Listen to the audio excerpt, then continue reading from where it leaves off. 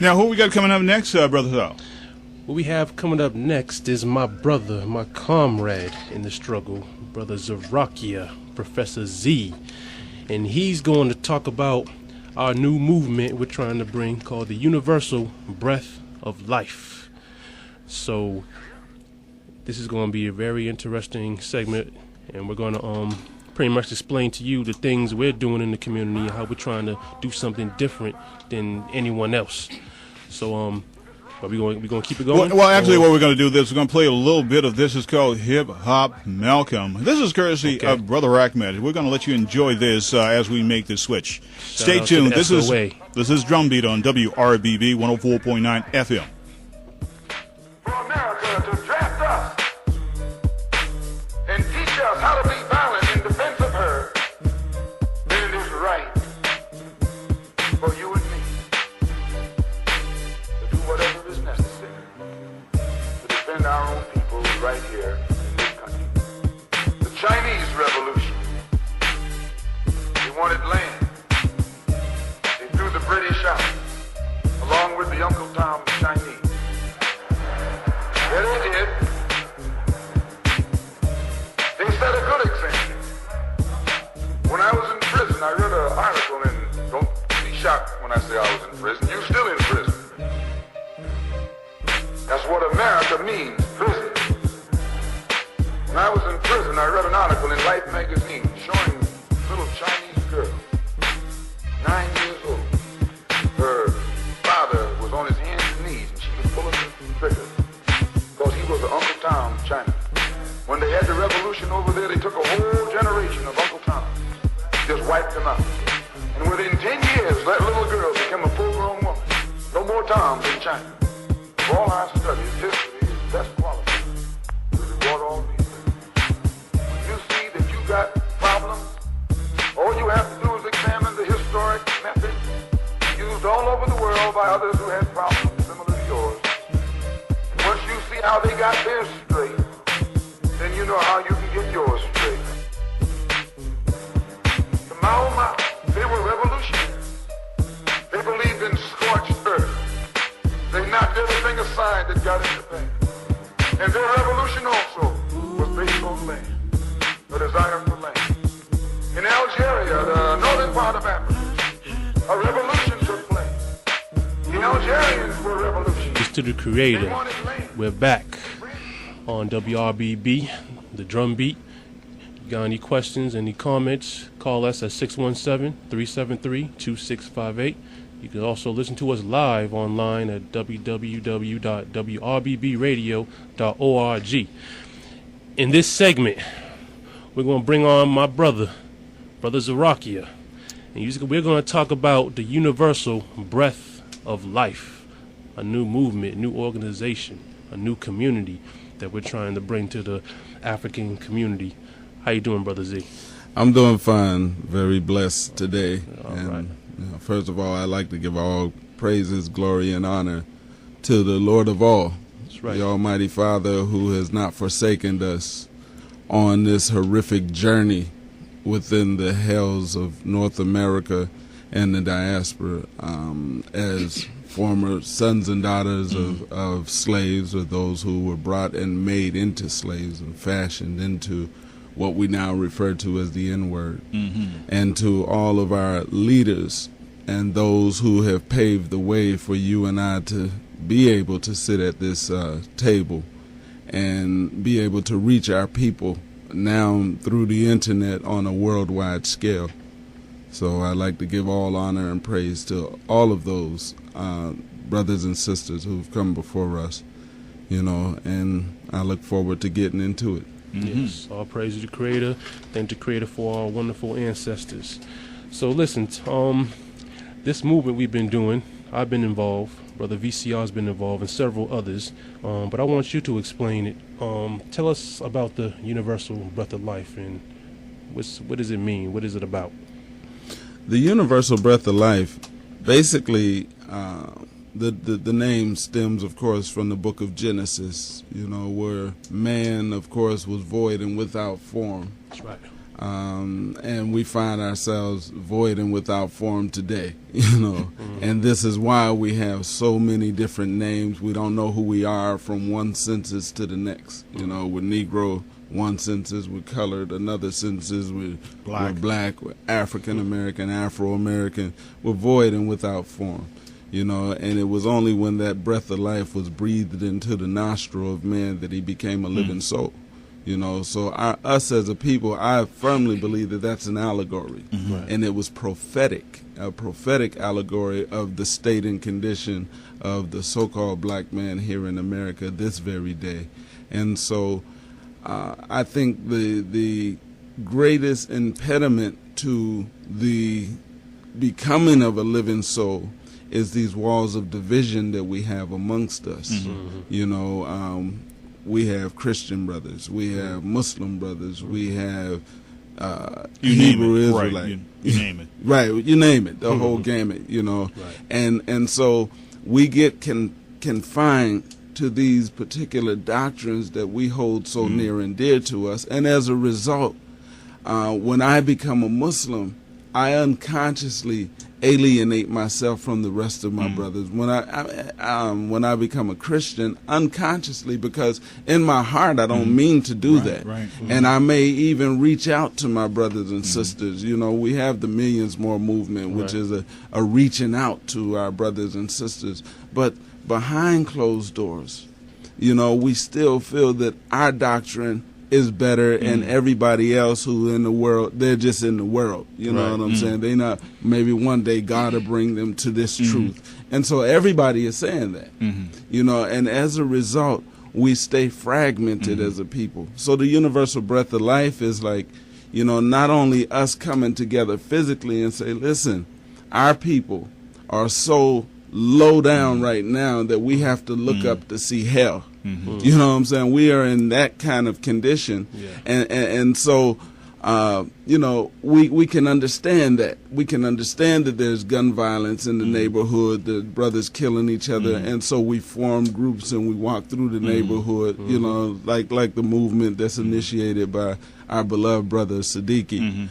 You know, we recognize that, but beyond those things, beyond what our carnal eye can see, there's a high level of deception that is being perpetuated by the European influence on all of our doctrines. The European influence has crept into Islam. It has crept into Christianity. It has crept into the Hebrew Israel. You know, whatever it is that we hold near and dear, that influence has crept in there in some shape, form, or fashion. So we find ourselves in suits instead of African attire. You know what I'm saying?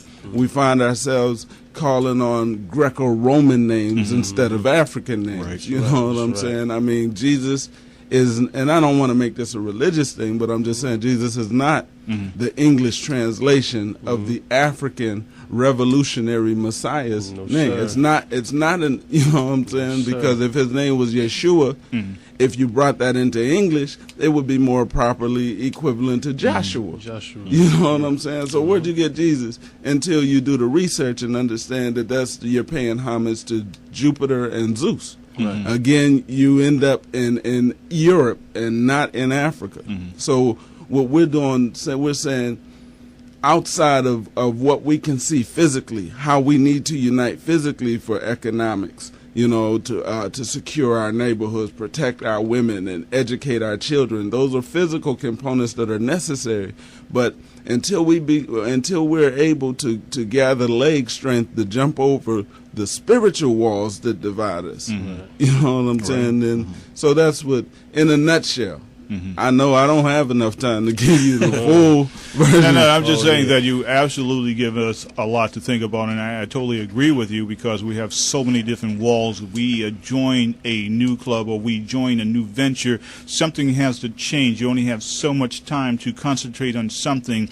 If you join this agency, you're going to take away time from that, and that's going to, make somebody upset. It's like organizations in our communities. There are so many organizations, and they're set up to do goodwill in their own area, but they can be very competitive, which can also shake the cart. You would think that with so many services, people get together and it's just going to be wonderful for everybody. But unfortunately, that doesn't happen. Now, Minister Louis Farrakhan said, we tried everything but unity and love. That's what we need to do, and that's what I'm hearing, that, there are so many things that divide us, but what are the things that bring us together? Because we are losing people in the street. Our communities are suffering. We're suffering as a people because, as Brother Ken and as yourself said, we're not together. Right. There's a missing element. It's been missing a long time, and we haven't been able to find that glue that hold everything together so we can go on. Right.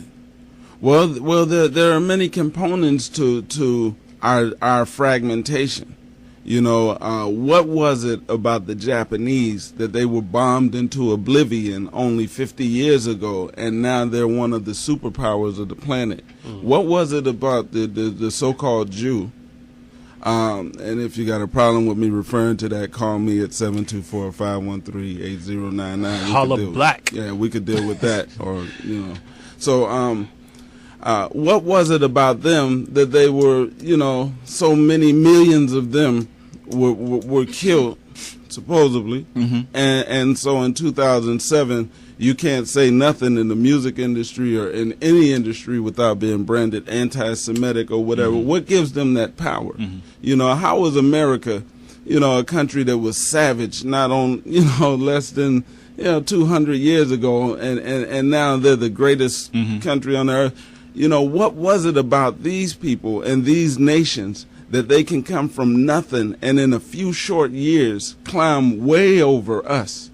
And we've been here for over 450 years, and we ain't got it right yet. We suffered the longest, and we're still suffering. Right. And when they said theoretically, you're free, we didn't want to go. Right. We didn't want to go. So I mean, there is something. There's a hidden dynamic that we're not considering, that we can understand, that we've produced the greatest boxers of the planet. We've produced the best ball players, football players, and basketballs and athletes, and the strongest fighters on the planet Earth. So imagine 100 million of us Mike Tyson-like individuals, and then yet, a couple thousand scrawny, pale guys come from Europe into Africa on a ship, and they dock the ship a mile off the coast and get in these little rafts, and they can get 100 million Mike Tysons onto a boat with a little pea shooter. That's right. Hold that thought, Brother Zerahkyah. We got a call. Caller, how you doing? Welcome to Drumbeat. Thank you. Celebrating summer, and that exactly at the intention and connotation. This is just perfect outlet for me to just vent about something that I've just been holding in. A couple of years ago, there was a black-owned auto glass business on Terrace Street that was advertising on a black-owned radio station, and as an inducement, they were saying, you don't have to go to Timbuktu to get your work done. And I was thinking, and so I just had to. There's so much work that needs to be done, and I'm just thank God, that our Creator that you are here. Thank you. Thank you, sir. And a breath of life, universal breath of life is just that. It's a breath of life and a breath of fresh air that, it's time for us to reform our thinking and rethink the thought patterns that was given to us by our oppressors. Okay. So Brother Z, tell us, I know all the work we've been doing in the community. Why don't you tell the people, how is it helping the community? Why don't you just give a breakdown of what some of the things we're going to be doing? Well, when you consider the predicament that we're in as a people now, anything is a help to us. Right. Anything, any little thing. Give everybody a glass of water, because we came up on Kool-Aid. Right. You know what I'm saying? Right. So people try to act like they don't know nothing about Kool-Aid. Right. We've been destroying ourselves and not knowing it. But the breath of life first is informative. And we're not seeking to compete with other groups. It's not an alternative to the Nation of Islam or an alternative to the Messianic African nation. It's the coming together of those ideologies and principles, and that's the best thing that we can do at this time for our community. Our brothers and sisters, the scriptures say, my people are destroyed for the lack of knowledge. Absolutely. But in its true Hebrew interpretation, it would correctly be translated as my people are destroyed for the sufficient lack of knowledge. Right. We got knowledge. Yeah. We so smart. We know how to pick locks, and we know how to do all kinds of. We know how to break in and stuff. And, I mean, we know how to do it. We can design a traffic lights. The iron, the straighten comb. All these things. Blood transfusion. But for some, if you didn't know, now you know. Right. But for some reason, we have not had the sufficient knowledge to free ourselves. We had the sufficient knowledge to protect ourselves when gases are thrown, so we made the gas mask. When we got hungry, we made the peanut butter. Right. You know what I'm saying? and all of the things that we've created. You know what I'm saying? But when it comes to freeing ourselves, and that's the problem. See, the basic problem is that we have no working definition of what freedom is. Right. When do we get to pour up the juice and say that we made it? Because nobody has given us a definition. So in the 60s, when we had SNCC, CORE, Black Panthers, Nation of Islam, Nation of Gods and everything, we had all of these groups that were galvanizing in an effort to bring America to its knees. And she was like, listen, you won. And it was illustrated in Ralph Banshee's Street Fight. When he said, and when the brother had the machine guns, I'm not taking it no more. And before he got out, he started actually shooting, and then she said, "You won." And he put his gun down, and said, "I won." Yeah, and it was like a woman as the United States with red, white, and blue bikini on. Right. See. So here you have a militant brother who wanted freedom, justice, and equality, but he didn't have a working definition of what freedom, justice, or equality was. So since our oppressors said, "Oh, they don't know what freedom is," we're going to tell them that freedom is to ride on the front of a bus. We're going to tell them that freedom is a chicken sandwich at Denny's. You know what I'm saying? And so when we got the chicken sandwich, and we got, Sister Rosa Parks to sit on the front of the bus, and those things, they say, okay, you did it.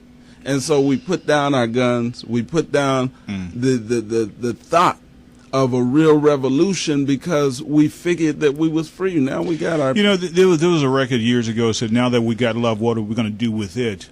The thing is that when we get to a place, it seems like that's a stumbling block. We really didn't realize that we can get there. And when we got there, we don't know where to go from there. Right. What do you think? What are your suggestions that we set that goal, we work towards that goal, we have a place to go when we achieve that goal? Because, again, we talked about the agendas, the Billion Man March, the Family March. We went to them. I've been to most of them. But what about that goal when we reach that goal? Is it the radio station? Is it employing our communities? Is it doing this or doing that? Is it shaping the way our communities? Because communities are planning, and they're on the drawing board for years before something happened. You have to have a long-term plan. Do we, as people of color, have a plan? Is it short-term, long-term? And can we reach that goal? I think that we've been conditioned after 450 years of masterful deception. We have been conditioned to not program further than we can see. We don't program. I mean, we don't think a year or 2 years in advance. 6 months, and that's it. I mean, we don't think about it like that. Where the European, ever notice? They got a 10-year plan. You go to a bank and you get a mortgage, they are prepared to wait 30 years. And sometime now 50. 50 years. Yeah, they got time. They feel that they have time like that, and they've conditioned themselves and their children to see 30 and, like you said, 50 years down the line. And you know what they also do? They also pass on property, pass on money. Oh, yeah. They keep it in the family big time. I mean, not enough of us do that. I'm not saying we don't do that. Not enough of us leave something or build something for our kids to build on. I think one of the reasons that we have failed to come up with a working definition of what freedom is, because it's a scary thought. Because when you go to Webster's dictionary or any J.I. Rodell's synonym finder on freedom and stuff, what you will find, and that when you think about, wow, we got to do this, you mean We can't rely on Stop and Shop no more. We got to go and create our own supermarket. Why not? We got bodegas and corner stores. But yeah, right. Why not? But more importantly than why not, why haven't we? Absolutely. Now, let's do this here, because I know that we've been talking about some of the things that's wrong, and I understand where we need to go. But let's put a positive spin on this, because of the fact, like you said, we suffered the longest, and we probably have the less to show for it. The thing is that we know that we have suffered. We know what we have came out of, but what are we going to do? Are we going to take that and turn that into an opportunity, because we already have the rope with dope? We know that it's still coming. What are we going to do, and how do we do it?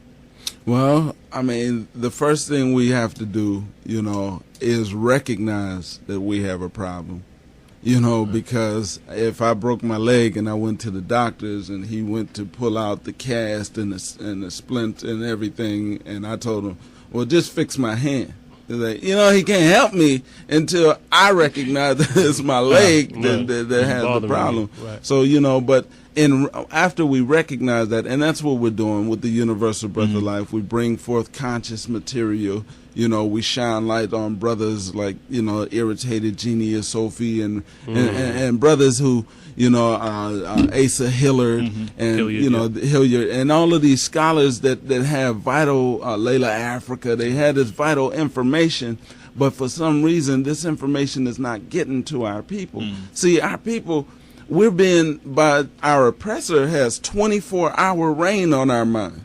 This show is only an hour long. But their commercials, their advertisements, their programs and television and stations and different things, they have 24-hour reign over our brains, and we only as an individual. Brother Siddiqui has a show that lasts 1 hour. Minister Rodney has a show that lasts 1 hour. But if we come together as a collective under one thought, and one agenda, then that's his hour, his hour, his hour. So before you know it, we have 5-6 hours. Yeah, that's why we say Sunday hour of power. Right, hours of power, because we get all. Unfortunately, I hate to say it, we're on the weekend. Right. This goes back to what we were talking about. I remember when I first started here, we were doing shows throughout the week. Now everything black is on the weekend. Was that by design, or does that just happen? Interesting question. We've been weekend. And I think the weekends nobody's really listening, so let's kind of. Yeah. And we're so backwards. Sunday is the first day of the week, and we still call it the weekend. So, But let's do this here. Why don't you throw out your information? People can get in touch with you. How can they do that? You can hit me on the hip 24/7 at 724-513-8099. And 24 hours a day worldwide, we can be reached at www.beyondwordsradio.com.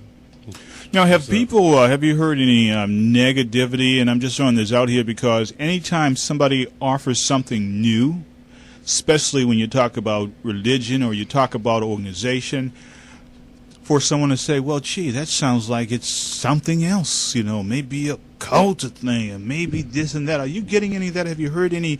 Because that comes. Oh, absolutely. And you're going to hear that because, anything that appears to get us closer and closer to freedom is scary to a people who are afraid of true freedom, Right. because, the old adage, ignorance is bliss. Ignorance is bliss because when you have the knowledge of what needs to be done, then you have the responsibility to see that it's done. Right. So you have two dynamics working here. You have the fear of a people who are afraid to truly be free because they would have to forfeit their connectivity to their oppressor. And then you have the oppressor who wants to train the brains and minds of his oppressed to have you purposely be afraid of something that will get you closer to true freedom, justice, and equality, and the ultimate upliftment, liberation, and salvation of our people. This is a challenge to everyone who's listening, if it's via internet or listening on the airwaves today.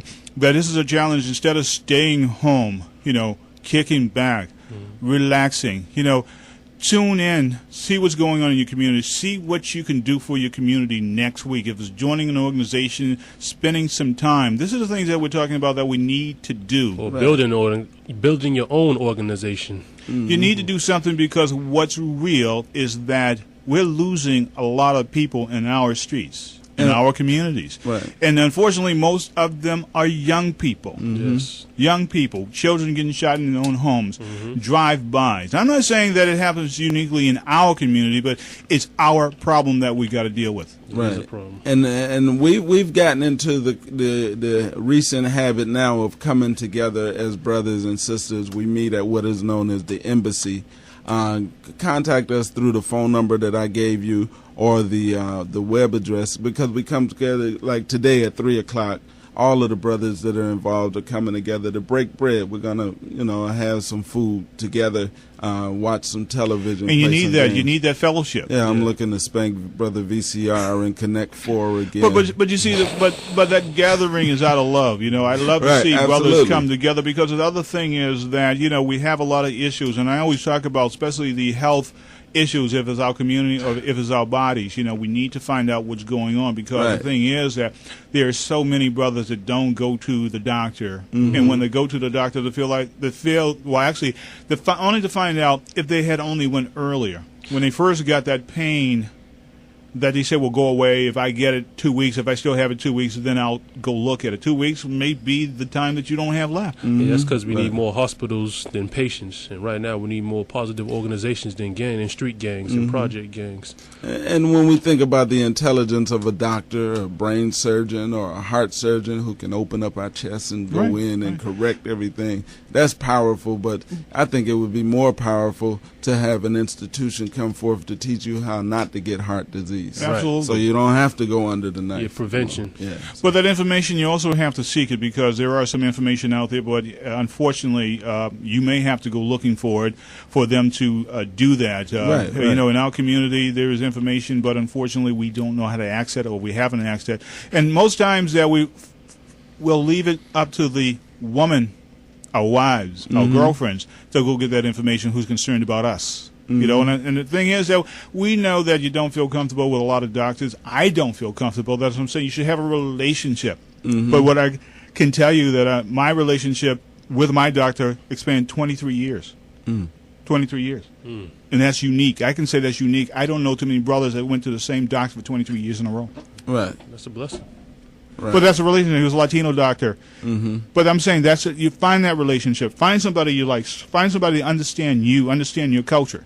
That cares about you. Right. Not somebody who's just another appointment, 30 minutes. Absolutely. And, we're dealing with the people, most of us, the fact that you even have a personal doctor, let alone the 23 years, but, most of our people, we've only seen doctors when we've broken our leg or something. You know what I'm saying? Well, we feel that we can't afford it because, I can't afford that bill. But I always tell you that when you go even to the dentist, they can tell a lot about what's going on in your body by looking at your teeth. They can tell that if you're subject to having a heart attack, they can tell by looking in your mouth what's going on in the rest of your body. But if you never went to the dentist, if you haven't gone in 5 years, or you haven't been there in 20 years, I would say it's time to go. Right. Time to go. Right. Time to stay healthy for your family, for yourself. Right. And I see that Sandra is here for the family tree, waiting on lovely Nina Ruff, who should be here shortly. The family tree is one of those programs that we said they're all on Sunday. Wonderful 2-hour program that will be coming your way very, very shortly. I almost feel like this is the WB, right? That's right. We'll take it, We'll take it, A lot of viewers, a lot of listeners. But, we like to take this time to thank you for coming out and sharing your wisdom, your thoughts. Thank both of you. Yes, sir. And I thank you for having me, and thank yourself and Brother Siddiqui, Brother Sal, for having the venue that our people can be heard on. Well, see, this is what we're talking about, having more of this and controlling more of this. Right. to serve our own. You know, how can we make that happen? So when we talk about this more, and it comes down to people digging in their pockets to support that, if it through, you know, whatever the venue is, that I hope you take that opportunity to do that, because, again, you're not going to get this on the commercial stations. Right. You know, they're not going to talk nicely about your community. They're only interested in someone got shot. Right. There was a fire, drugs, and all those other things that have been associated with the black community, the Latino community, and so on. Absolutely. When's the last time you heard them do a positive story? They don't. If there was a championship team at the boys' clubs or at the Reggie Lewis, if it was the Boston Raiders, are you going to get them down there to cover the championship game? Probably Only not. if you shoot somebody. That's the only way they're going to come.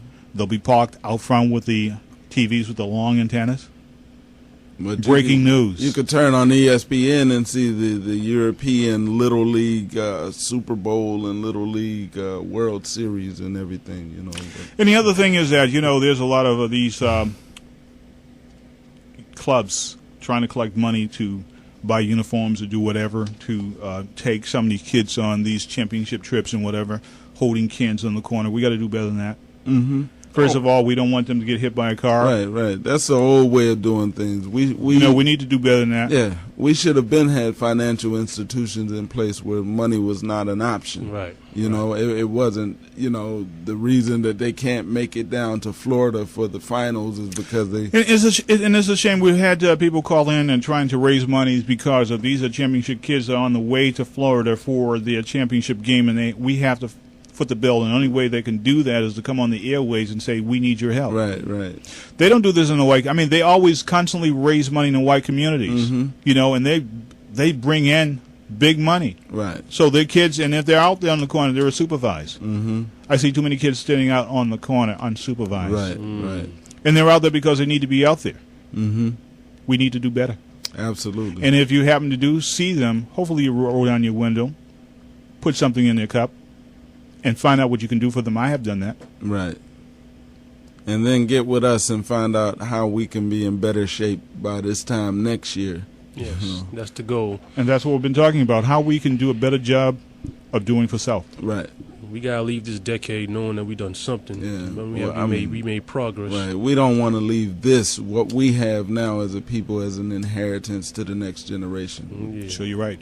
This is Drumbeat on WRBB 104.9. We're waiting for the family tree to start their program. That should be coming up very, very shortly, and we just ask that you hang in there as they prepare for their program. Can I say something about your topic? Well, once you slide on at the mic, you know, they want to hear that lovely voice. Thank you. No, I was listening to you out front, and you know, you're absolutely right. Is that we ought to do better by our kids in terms of helping them achieve some of their dreams. But one thing that you can do is, like, if you have a business, if you're a business owner, black business owner, one thing that I did one year when I was trying to get funds for a double Dutch team was to approach the black businesses and say to them, would you sponsor them in exchange for having your name put on either their jacket or any literature. And so we were able to outfit a team and raise some money for them to go away to competition by doing that and by selling ads, put together our own ad book. So there are creative ways because, you know, within our community, we're cash poor. We have all these creative ideas, but we don't have a lot of money. So when you're asking people to donate, it's between feeding your family or donating to a cause you may believe in, you just don't have the money. We're going to do this here because we're actually in the Family Tree Hour, and I know that you have some wonderful ideas. I'm going to ask you to sit in that seat, and I'm going to just pull all that knowledge because I think you're 100%. I think you're 100% correct because we need to do that. We need to take care of our youth, and we're not talking about kids that. That are not high achievers. We're not talking about kids that are not being trained. We're not talking about kids, and we need to do that for those kids that are not exactly superstars yet. We're not eliminating them, but I'm saying these are future champions in our communities that we have to send them on the corner begging for to get to the championship game. Right. And I think that you were talking about sponsorship. In our community, we have a lot of businesses. Well, I just said I know that we're now into the family tree, and I just wanted to thank everybody, Brother Sal, Brother Siddiqui, and yourself, Brother Nate, for allowing me to come forth and share the idea of the universal breath of life. Brother Z, anytime that you would like to come back and share your information and knowledge, feel free to do so. You have an open door, as many people in our community have a platform here on Drumbeat on WRBB 104.9 FM. Absolutely. Peace and blessings will be upon you. Thank you so much. As always, it's a pleasure just to have someone like yourself stop by and share your information, your knowledge, and encourage our young people to keep on keeping on.